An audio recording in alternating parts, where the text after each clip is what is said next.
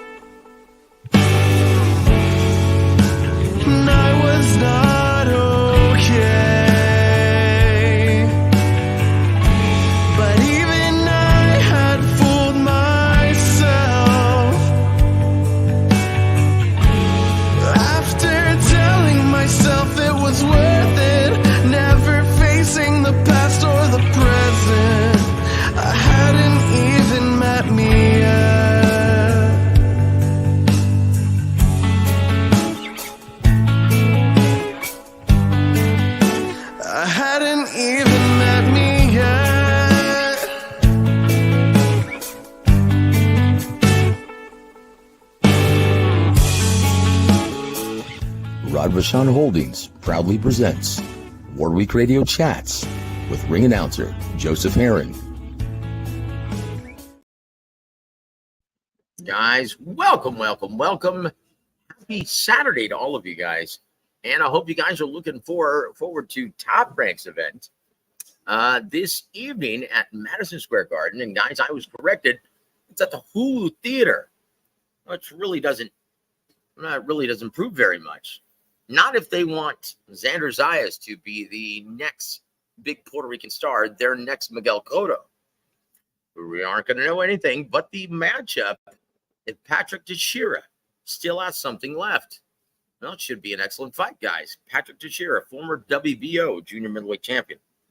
But guys, we're not here to talk about that just yet. We're going to be going live during the broadcast a little bit later on, but that's going to be in several hours, right? But guys, right now, I just had to go on to actually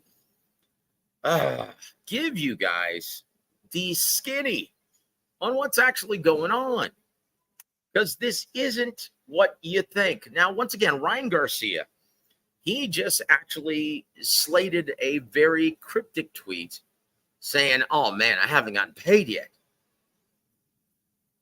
And Devin said, "Same," which is a load of crap. That's not what happened, guys. Once again, they fought in New York, which means it's in accordance with the New York State Athletic Commission, which means it's in accordance with the Muhammad Ali Boxing Reform Act, guys. So the commissions, the state athletic commissions, they have to see that money changes hands and fighters get paid that night. And most of the time, it's the guaranteed purse amount, which equates to the licensing fee paid for by the network, right? It's not that hard to figure out, guys. And what really irks me is that these bozos, they actually, they'll ignorantly put this stuff out, irresponsibly put this stuff out on Twitter. Right? And so fans will get the wrong. See, I told you, man, it's a corrupt sport. Oh, this needs an investigation. Oh, Golden Boy Promotions. Boy, I knew they were shady. No, guys. Look, they're talking about whatever back-end residual income that they had. Right? Post-fight, post-pay-per-view. Not the guaranteed purse amount that was given to them by the network. They're talking about pay-per-view back-end. Now, let me tell you guys how this works, right? So this is the problem, and this is why it's going to be coming in for the next several months, because they don't get this money. Like, think about how when do you actually pay for that pay-per-view? Do you buy it directly from DAZN, or do you buy it through your cable or satellite distributor? How do you guys purchase it?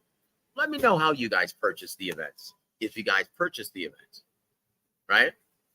So if you're paying it directly to DAZN, then yes, they get that money immediately. They immediately count for that, right?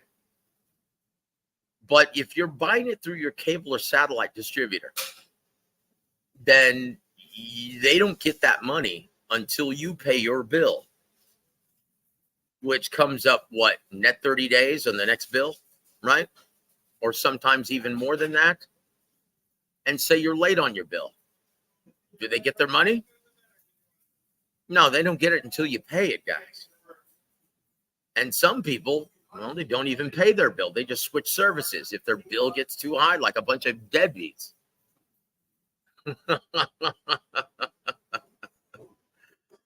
Oh, gosh. So what they're complaining about then, oh, we haven't gotten paid. Well, that's because probably the guys who purchase the pay-per-view, they haven't even paid their bill yet. Hold on. That's a very good question, Danny Drew. Doesn't the commission secure the funds that fighters are to be paid by the signed contract? They get paid that night. That's what I'm explaining. It's like they have a guaranteed purse amount, which is the licensing fee to broadcast the event, which DAZN pays for. And they pay it that night. They pay Golden Boy, who's the lead promoter, and the promoter cuts the check and they give it to the commission. The commission gives it to the fighters. Because since the passing of the Muhammad Ali Boxing Reform Act legislation 25 years ago, almost 25 years ago, yeah, the commissions have to see that, make sure that fighters get paid. They want to make sure that the money changes hands. So they've already gotten paid, guys. They've been paid their guaranteed purses. What they're complaining about is, hey, how come guys, that fight was just on April 20th. We haven't gotten our back end. No, and they're not going to get their back end right now. How long has it been since the fight? What's April 20th? What is it, 40, 45 days? Something like that? What's today? June 8th? And they're complaining to what, 40, 45 days? Something like that? 42 days? And they're complaining that they haven't gotten all of their money? The cable distributors, satellite distributors probably haven't gotten that money yet. So they need to just grow up. And what I can't understand, they pay advisors, managers, they pay them promoters, they pay them a lot of money to handle these kinds of things, attorneys to handle these kinds of things. And why don't they ask their manager? Why don't they ask Oscar De La Hoya, Eric Gomez? Why don't they ask their trainers? Why don't they ask anybody within this business who's been in this business for a considerable amount of time? They could have asked me. I could have told them. I'm damn sure their manager would be able to tell them. So why are they publishing this nonsense on Twitter or X, whatever you want to call it? Why are they doing that? Because they're idiots, that's why. Because they're just kids. What are they, both 25? Do you remember when you were 25? Yeah. So that's why. Guys, this is a whole lot of nothing. Just absolute nothing. Two kids that have way too much money and too much time on their hands. That's what this is. But no, this is just the way prize fighters are. It kills me, guys. Kills me because I've been working with prize fighters for the past 20 years, and it's always the same. Where they don't listen to the guys that they actually pay a lot of money to advise them, to guide their career, to nurture their career, right? See, I'm like you, round one. And welcome to the show, sir. Thank you for being here, my friend. Yeah, I'm just like you, brother. By the time I was, I think I had my son, who's consequently, guys, or coincidentally, my son is the guy who sings the song in the opening, right? That's my son, Joseph Heron Jr. He's the lead singer for band Roshi. Roshii. Go check him out, guys. And the song's called Depersonalization. Check him out, guys. Give him a like. Yeah, I had when I was 22, right? And so, yeah, I had to grow up very quickly. Ryan has a couple of kids also, doesn't he? Do you see him growing up? Oh boy, I see him pawning the kids off with mom or with grandma, grandpa, nanny, whomever. But you see him all over the place. See, Sid UK has a beat, and welcome to the show, sir. Two pampered fools crying about money doesn't mean anything to me. Big events like this are audited, and payments take 120 days to 6 months to complete. Yes, sir. Problem is, these two are fools. Yes, sir. He's got the beat. Now, once again, guys, they have to get paid the night of the event. The New York State Athletic Commission, or the Nevada, or Texas, or California, or anywhere, in accordance with the Muhammad Ali Boxing Reform Act, you have to get paid. They have to see the money change hands. They have to see both fighters get paid that night. And if they don't, well, then the promoter's going to lose his license. Right? They have to get paid, guys. So it's nonsense. And the money from the pay-per-view, the $1.5 million who actually purchased this one, yeah, I guarantee you half of them probably haven't paid their bill yet. So, guys, it's only been like 45 days. They need to just grow up and just give a call to their promoter, their manager, their advisor, their dad, their mom, whomever. But do not post this kind of crap on Twitter, because I guarantee you I've seen already a lot of outlets running with this nonsense. Oh, wow, there needs to be an investigation. No, there doesn't. You guys need to just learn how the business works. That's it. And that's it, guys. But, guys, right now, I'm enjoying a couple of cookies from Subway. I'm here at the Subway. I stopped in to get something to eat, and I decided to go live to address this nonsense before it got out of control. I'd already seen several outlets on YouTube, so I'm here at the Subway, guys. Is it on Grissom, Calabria? What? Calabria? Is that where it is? Okay, very good. I'm here on the intersection of Calabria and Tezel. Guys, the Walmart over here, and these guys are really cool. I always come in here and Subway and eat. So, yeah. So I just decided to stay in the nice AC and do the podcast from here. How do you like that, guys?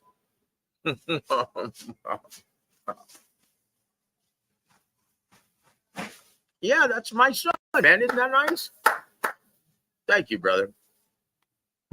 And that's it. Hurry up and wait. Hurry up and wait. What song was that?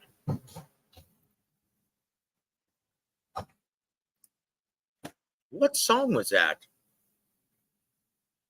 Oh, that was a song from the 80s, wasn't it? Or 70s or something. But thank you for joining us, Danny Drew. Also, Bruce Gas Boxing. Look, I have to tell you guys, Bruce, have you ever been to a Subway and eaten a white chocolate? I think it's called a white chocolate raspberry cheesecake cookie. These things are amazing, guys. I highly recommend them. So that's my cheat every Saturday, right? Outlaw. Welcome to the show, sir. Some fighters don't read the contract or understand the contract. They're idiots. That's why I'm saying, call your manager, call your advisor, call your attorney, call your promoter. Because, look, these guys are big stars. All they have to do is make one phone call and it'll be explained to them. Instead, they let the morons who surround them, the guys in their immediate circle, talk nonsense into their head. And it's very simple. If you listen to those darn fools, you're going to become a disgruntled fighter. It's very easy to create. Like, seriously, you want to know how to create a disgruntled fighter? Go up to one and say, hey, man, how much you get paid your last fight? Devin, how much you get paid your last fight, brother? Oh, I got paid this. Dude, 1.5 million and that's all you got paid? 1.5 million purchases and that's it? Oof. Wow. Okay, well, good luck, brother. Oh, wait a minute. How much you think I should get paid? And that's it. That's all it takes. That's all it takes to create a disgruntled fighter. Yep, Golden Boy Promotions and DAZN have plenty of money. No one's getting stiff. Look, guys. It's very simple. Very simple. I've been around this business for such a long time, and I've seen people come and go, right? And let me tell you, you do not last in this business if you bounce checks and you stiff fighters. They'll revoke your promotional license, or they won't work with you in the future. That's it. No one stiffs fighters. I'll tell you who gets stiffed. Guys like me. If the promoter loses money, the fighters always get paid now because of the Muhammad Ali Boxing Reform Act. Right? It's guys like me who get the short. Do you know how many times I've been stiffed at events? Well, we thought we were going to get a lot more. This is why I stopped doing publicist work. This is why trainers get screwed all the time because they don't work under contract either. Publicists, screwed all the time. Ring announcers, screwed all the time. Commentators, screwed all the time. The fighters, though, they're guaranteed to get paid. So these guys need to stop crying. I've been stiff so many times, it's not even like I lost track. Lost track because that's what happens. So these kids need to just grow up and stop crying. Quit listening to the losers around them, the losers that they like to get high with. Quit listening to those idiots because they don't know a damn thing.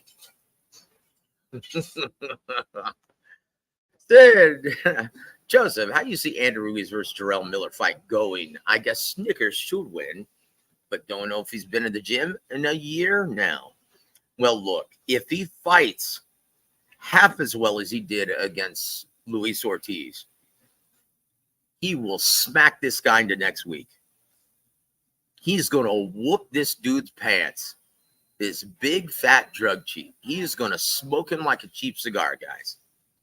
And everyone's going to start talking about, oh, should we get the third fight between Anthony Joshua and Andy Ruiz?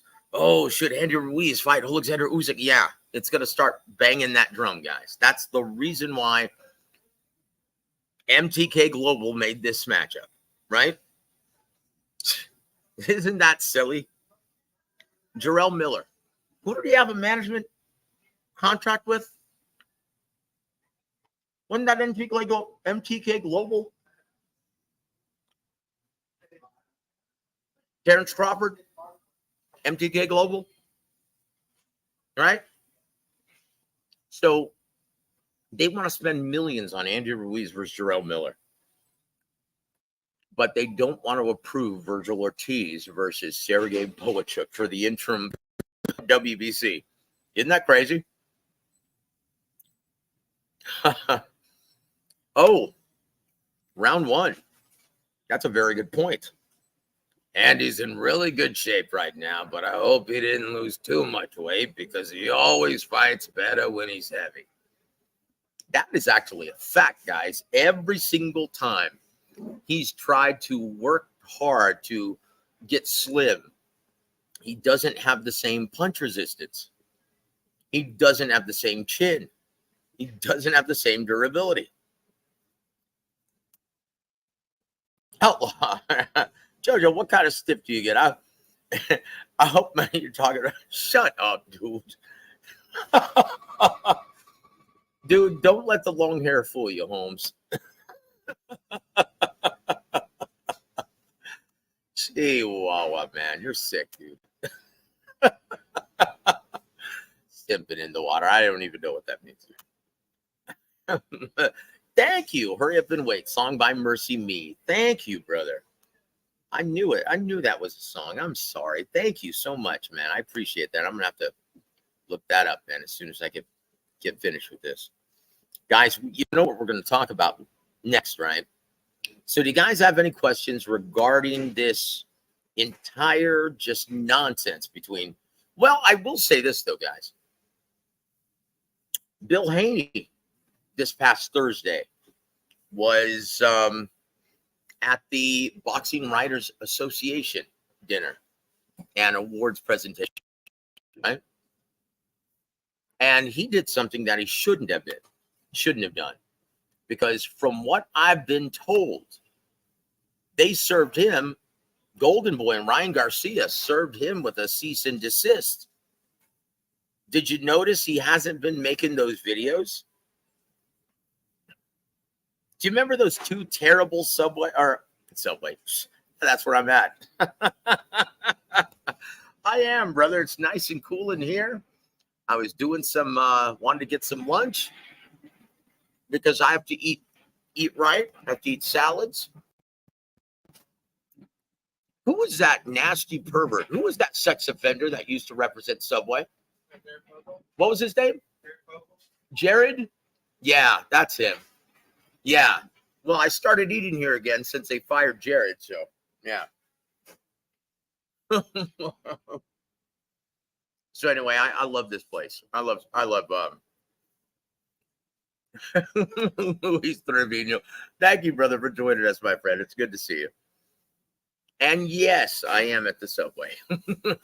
I love this place, man. Once again, if you guys want to come and say hi, I am at the intersection. If you're in San Antonio, I'm at the Subway inside Walmart at the intersection of Culebra and Tezel. Love this place, man. So anyway, yeah, so if you have any questions regarding the whole Ryan Garcia nonsense. Oh, well, yeah, I was getting to this. Hold on. I was just excited about this fight card. Yeah, me too, brother. Alberto, welcome to the show, sir. He said, Joe, what are your thoughts on Xander Zayas? I'm not sold. I am. And you're going to see tonight, he is going to whoop Patrick Teixeira's ass. And you know why? Because Patrick Teixeira lets his hands go. This is a guy who throws a ton of punches. He's going to give Xander Zayas a ton of opportunities in which to counter effectively.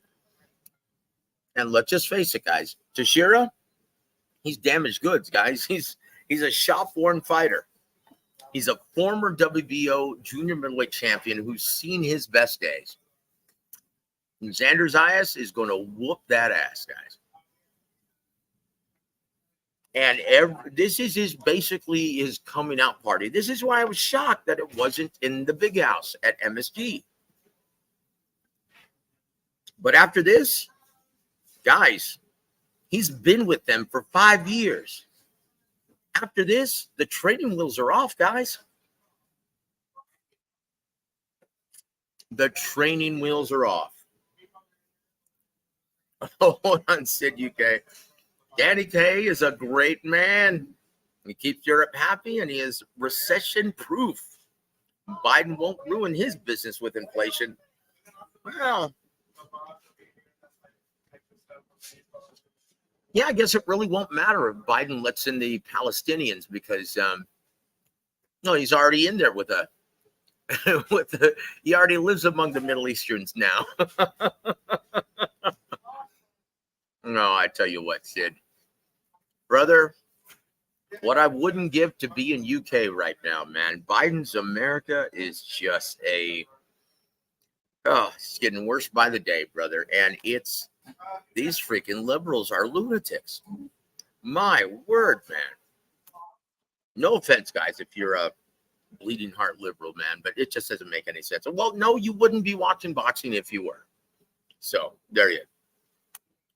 Yeah.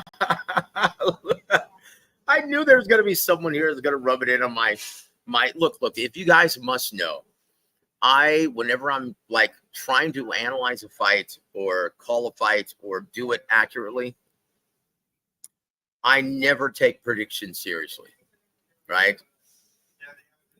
Never. Emmanuel Stewart taught me this, and it's so true, guys. Try it once, right? He said, and I'll never forget this till the day I die. Pearls of wisdom from the late great Emmanuel Stewart. He said, Joseph, if you notice, whenever I'm calling a fight on HBO, I never make a prediction for it because I did that once. I made the mistake of doing that once, and it affected the way I saw the action play out. Because you ultimately want to be right. Your ego gets in the way, and you want to be right. So it affects the way you view the action. So every prediction I get, it's a coin flip, basically. I don't care. It's just for fun. It's almost like betting for me. But if I will tell you, like, hey, this is how to bet, I'm actually really trying. I'm analyzing, trying to figure out how everything. And usually I like to consult with James Gogi, Ronnie Shields, Rick Glazier, everyone that I have to business. Oh, you don't accept that answer. Well, you are new to the channel, so that's okay.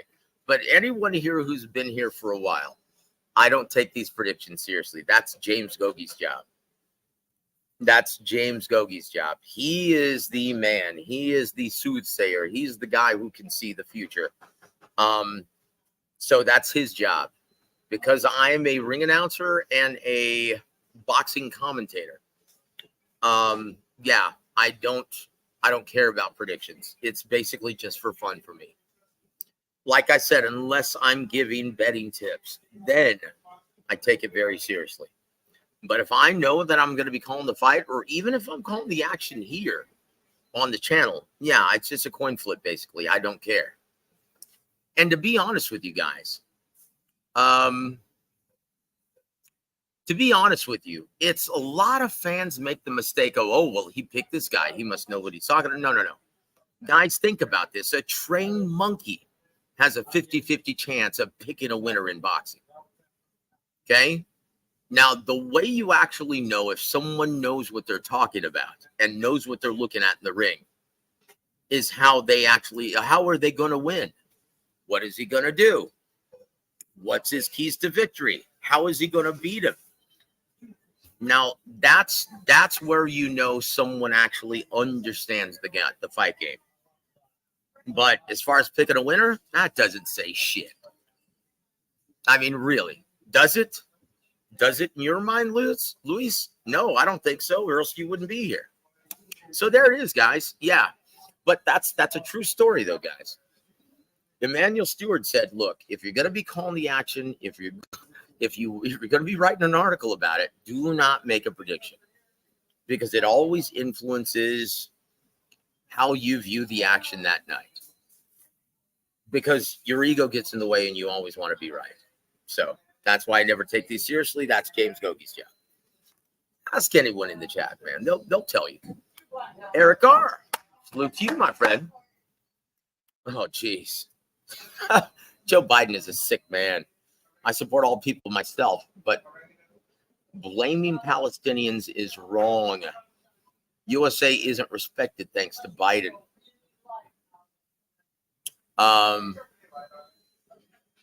USA isn't respected thanks to Biden. As a superpower, USA should stop. Yes, I wholeheartedly agree. And look, guys, maybe we'll have to do a politics show just one time only so we can talk about all of this because it's, from everything I've been reading, guys, it's going to get a whole lot worse before November, before we get a new president. It's going to get a whole lot worse in the USA. Not just foreign affairs. We're going to go into a recession. We're going to dip into a recession by at least September or October. If you think the economy in the U.S. is bad now, buckle up, guys, and don't make any major purchases.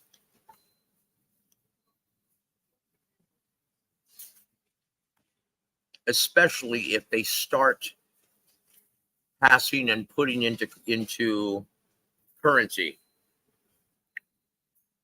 that brick payment. Anyway, I don't want to talk about that right now, guys. It's depressing. Luis Rodriguez, you laughed at Cobb. Said it had zero chance is the problem. Yeah, he sucks, dude. He's terrible. Blair Cobbs, and that's why I was like, oh my gosh.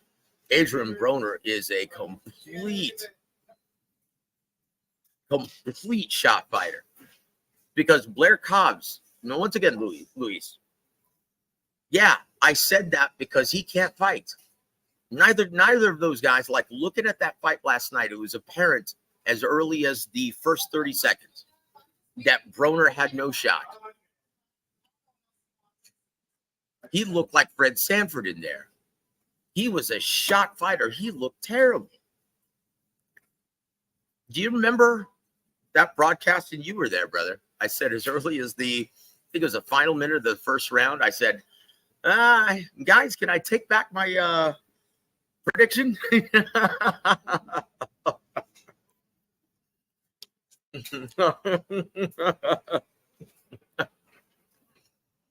Oh, boy. But yeah, I had a lot of fun. Thanks for hanging with me yesterday, brother. But I'm telling you the truth. Even if I'm writing an article, very seldom do I make predictions. Because if I'm having to do a write-up, and I haven't had to do one in a long time, but if I'm covering a fight and I'm doing a write-up, hell no, man. I don't want to make a prediction because it always affects how I view the action.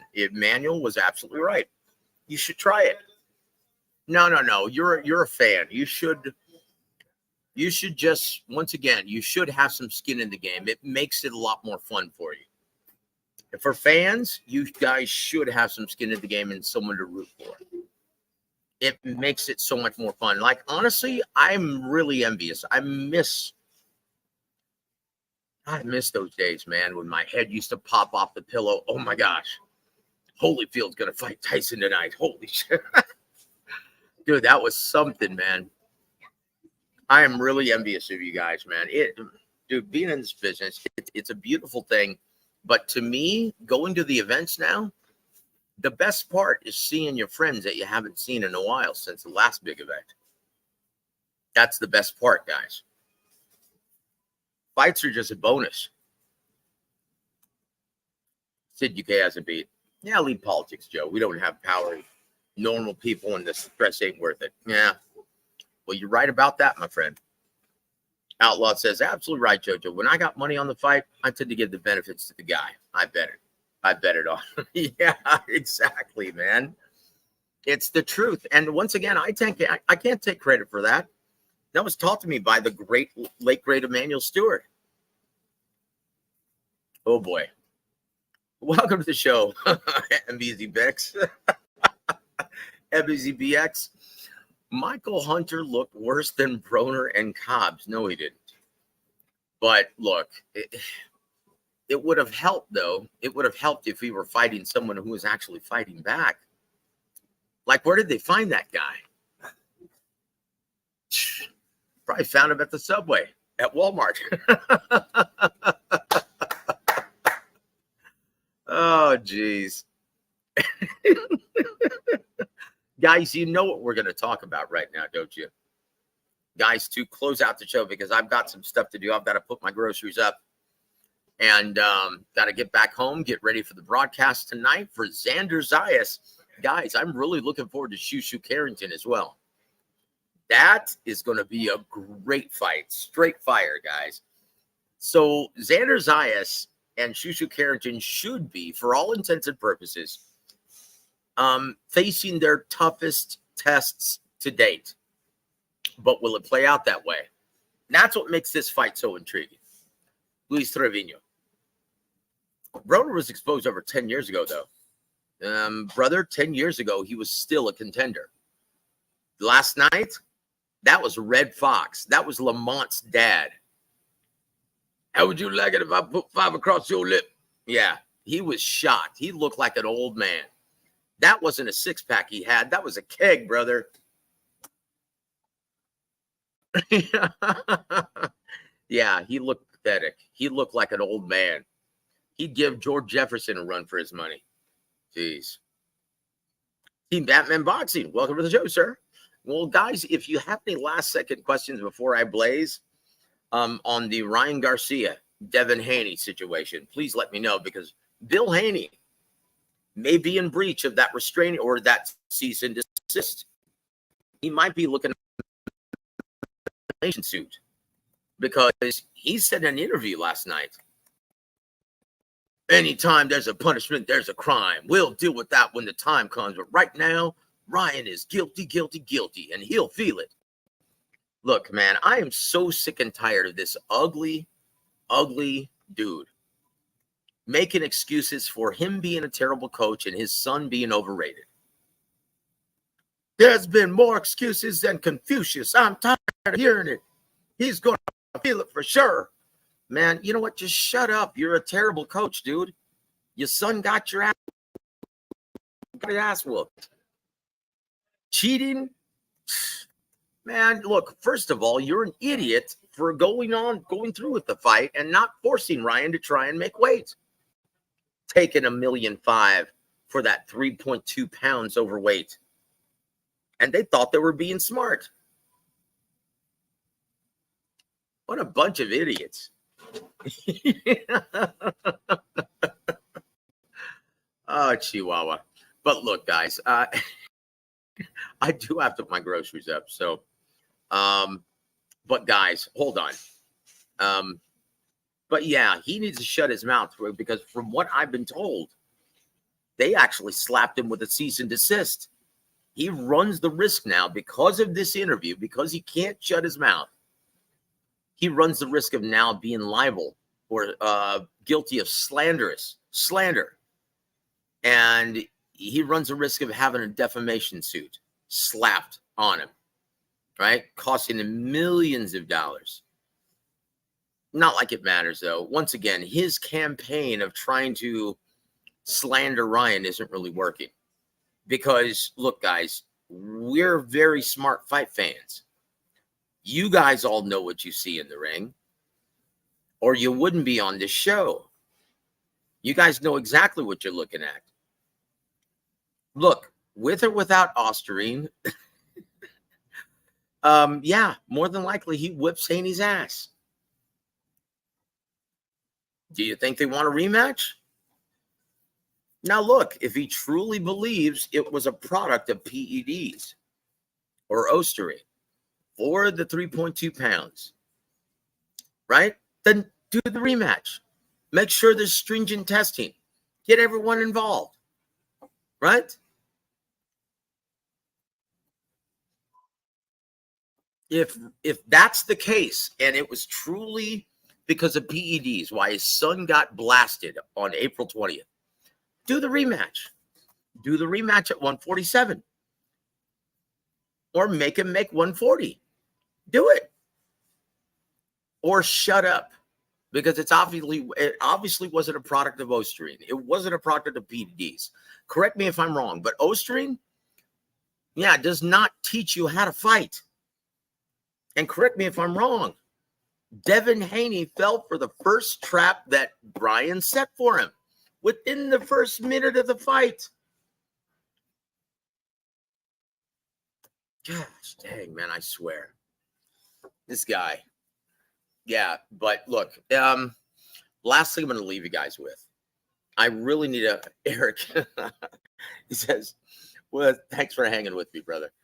Bill is getting thoroughly outcoached in his last 3 fights by the other corner.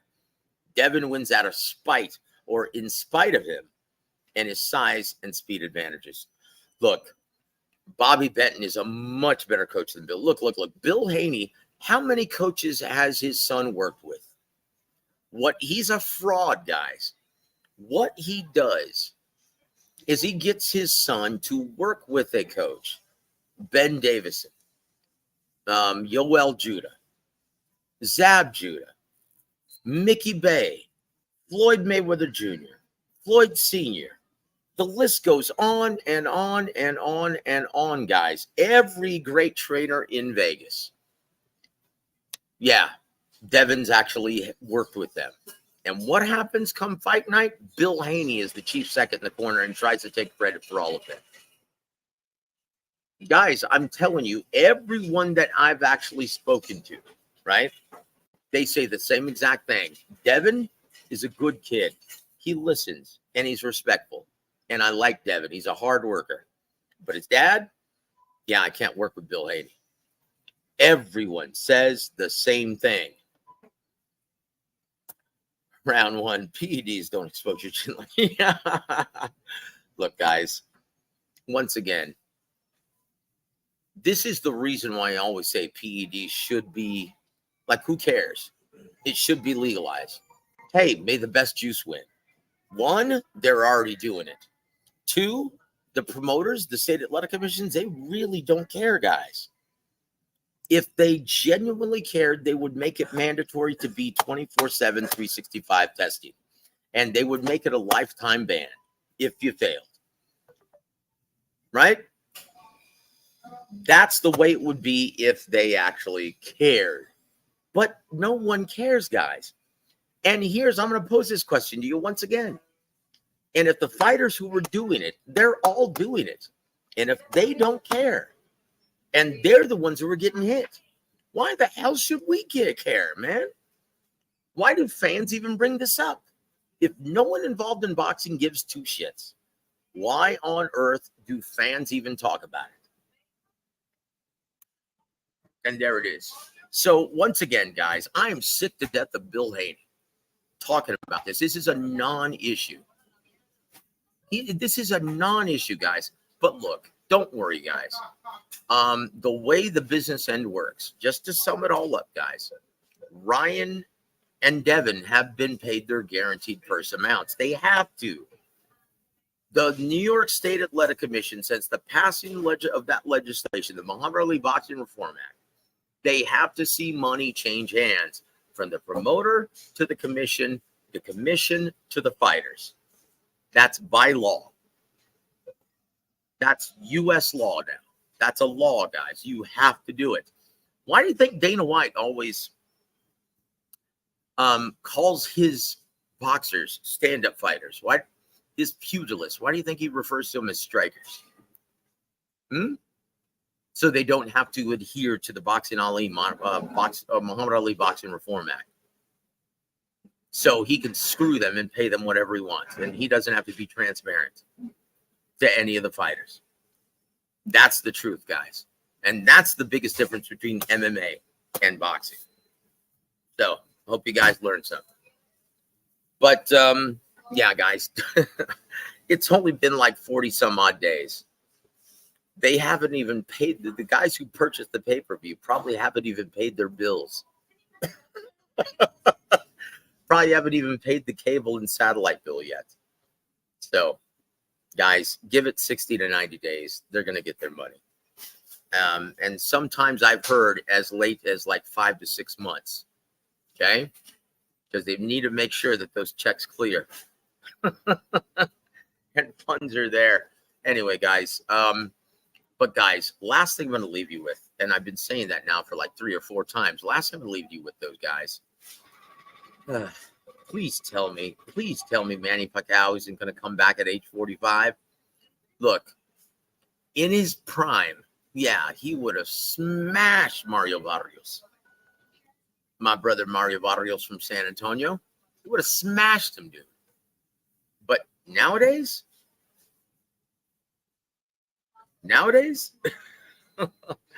guys, why is it that every great fighter, every one of our legends insists on hanging around the sport way too long, guys? You know what? And I posed that question to Don Chargan, the late great Don Warwick Chargan, right?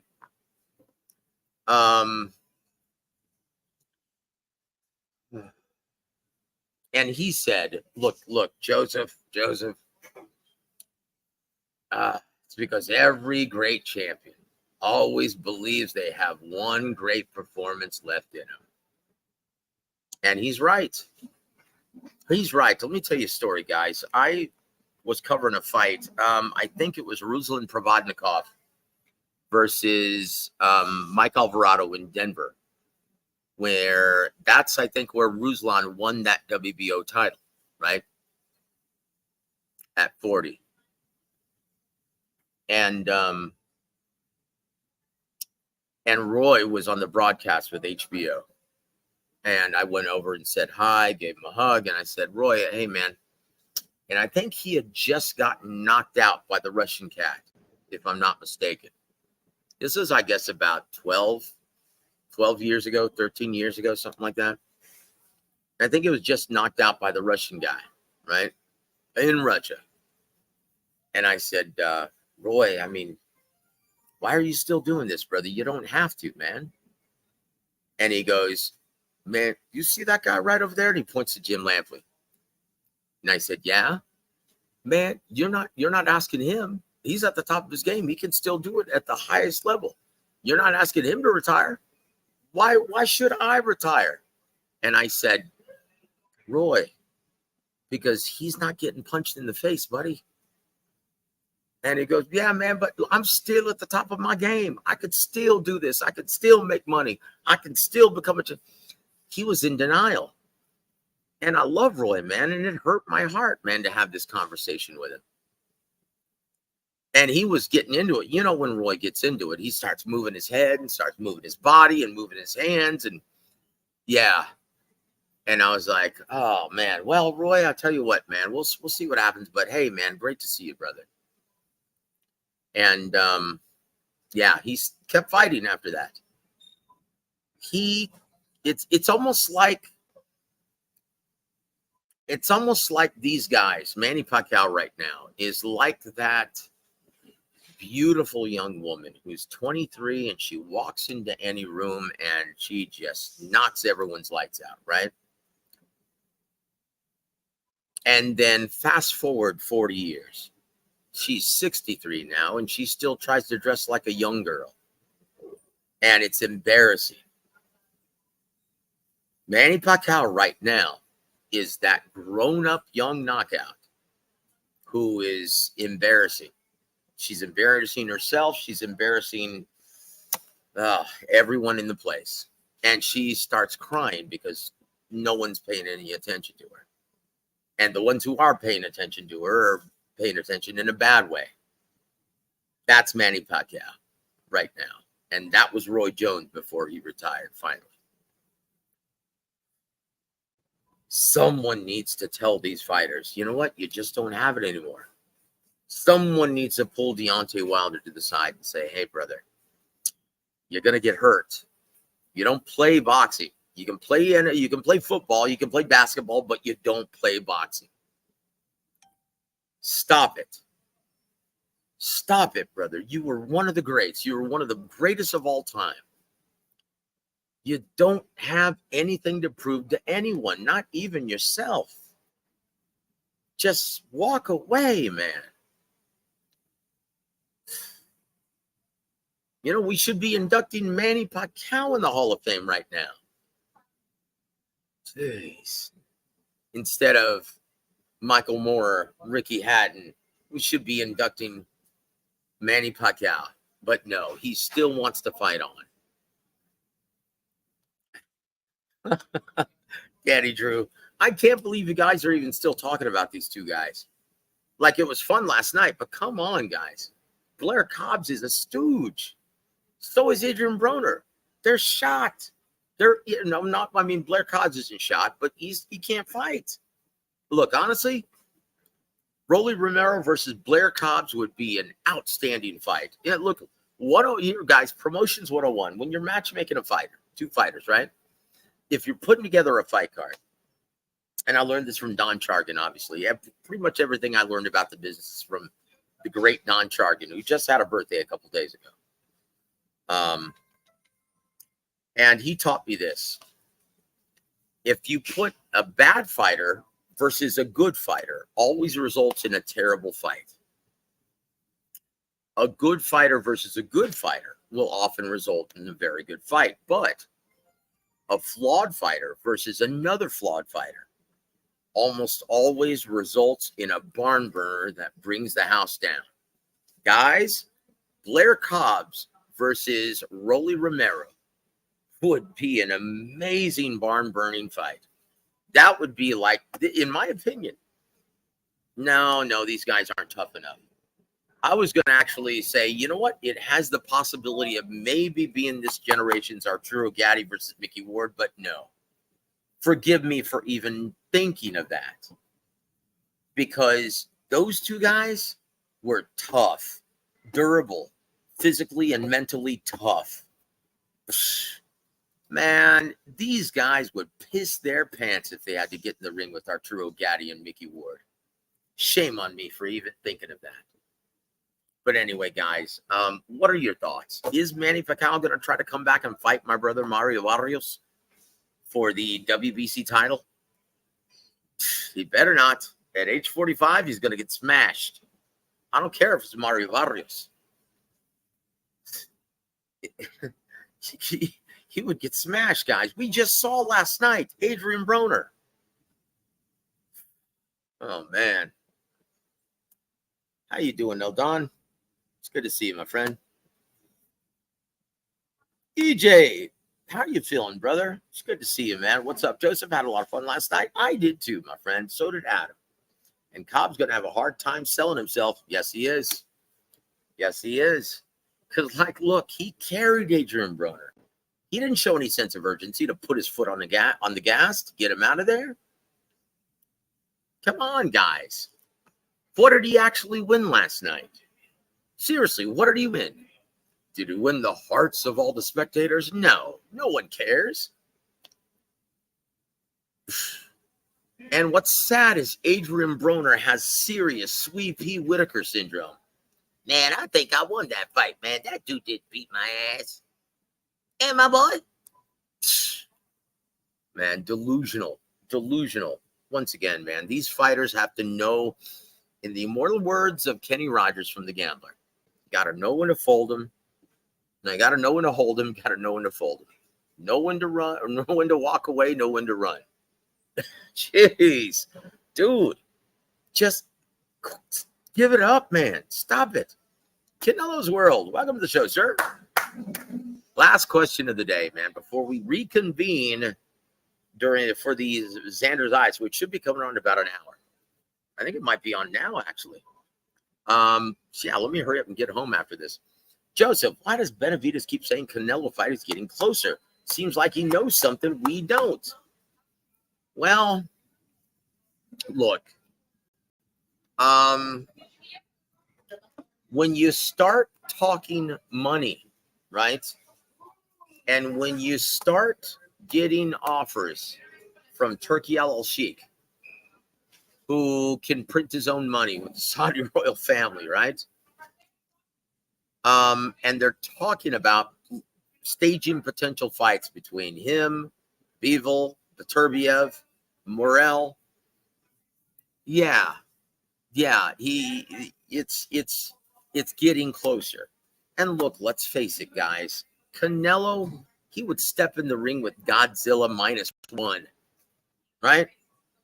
He would step in the ring with Godzilla -1 if it meant making life-changing money. If it meant making $200,000 to $300,000. Man, if he were paid $300,000, he'd step in the ring with Anthony Joshua tomorrow, and he'd probably think he could knock him out. That's how Canelo's mind works, man. That's how a fighter's mind works. Man, I know club fighters. If they get an offer, hey, man, you're going to be fighting Shushu Carrington on Top Rank. Tell you what, man, I think they picked on the right guy. I said, where do I sign? These guys are fearless, and they all are going into the ring thinking that they're going to win. No, not thinking, convinced that they're going to win. Oh man, I'm going to do it. I'm going to pull off the upset. This is it. This is my coming out party. And so if these guys have that mindset, you mean to tell me Canelo is avoiding Benavidez? No. He's just tired of hearing it, guys. Once again, Canelo is the type of guy, if you give him an ultimatum, he's going to give you the bird. He's going to give you the big gun salute and say, hey, man, go F yourself, man. Go F yourself, cabron. Go F yourself, cabron. He's going to tell you, dude. It's like, because look at all the money he's made. Look at all the pay-per-views that he's sold. Look at everything he's done for this sport. And you mean to tell me he cares about what anyone thinks? Look, what did he tell Demetrius Andrade when he ambushed him in San Antonio? I was there. What did he tell him? And man, get the F out of here, man. Get the F out, please, man. Get the F out of here, man. If you don't leave, man, I'm going to F you up right now, MF. Do you remember when he said that? Yeah. Dude, that's look, if you must know, that's the only reason why he said, hey, you know, if anyone gives me $200 million, I fight him tomorrow. You know why he said that? Priced himself out in front of the media because he just announced a fight with Jaime Munguia, and what were the questions that he was getting? Hey, when are you going to fight Benavidez? When are you going to fight Benavidez? You know why? Because journalists aren't journalists today. They suck. We've got fanboys, guys who don't even know dick about the business. That's what you have today. And he was sick of hearing it. Wait a minute. I just announced Jaime Munguia fight.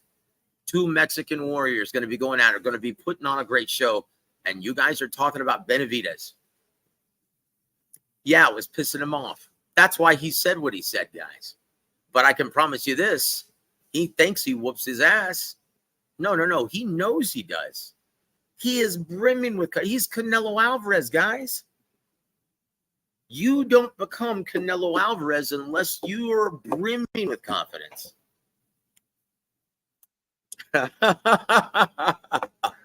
Team Batman Boxing has a beat. Yep, I was laughing. I mean, look, I'm friends with Demetrius and his dad. They're good people. But they made a terrible decision to try and ambush Canelo at his party when he just picked up the WBO trinket. That was a poor choice in poor taste. Like even Eddie Hearn was like, hey, Demetrius, please, this is not the time nor the place. Do you remember that? Dude, I heard it. I was right there.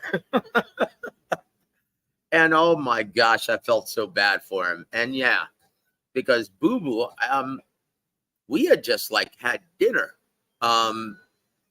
Dude, Eddie Hearn, man, this was during COVID, and he closed down the Grand Hyatt downtown, and he just rented out the whole thing, man, so his fighters wouldn't have any risk of getting COVID. He rented out the entire restaurant of Ruth's Chris, and everyone had a big party 2 nights before the fight. And it was awesome. And Boo Boo was there, and he was a correspondent for DAZN, and it was so much fun, man. Yeah. So I really felt bad for Boo Boo that night. But yeah, Canelo had 2 knockouts that night. Yeah, brother. I'm telling you, man. Chinga, brother. Daddy Drew, Zayas versus Teixeira fight card on. Okay, very good, guys. We're going to reconvene then. I'm going to get home, and I'm going to reconvene and load up in about an hour and a half. And our main focus is going to be the co-main event and the main event. But I am really looking forward to seeing Johnson. Yeah, who else is on this card? This is a pretty good card. So let me go ahead and sign off. I'll get home, guys, and we'll talk about all of this and more a little bit later in about an hour and a half, guys. But I want to thank all of you guys for joining me. And in case you missed any part of this show, feel free to go back and rewind. I will see you guys in an hour and a half. God bless all of you. And thanks for hanging out with me at Subway, at Walmart, on Tezel and Calabria. I love this place. God bless all of you.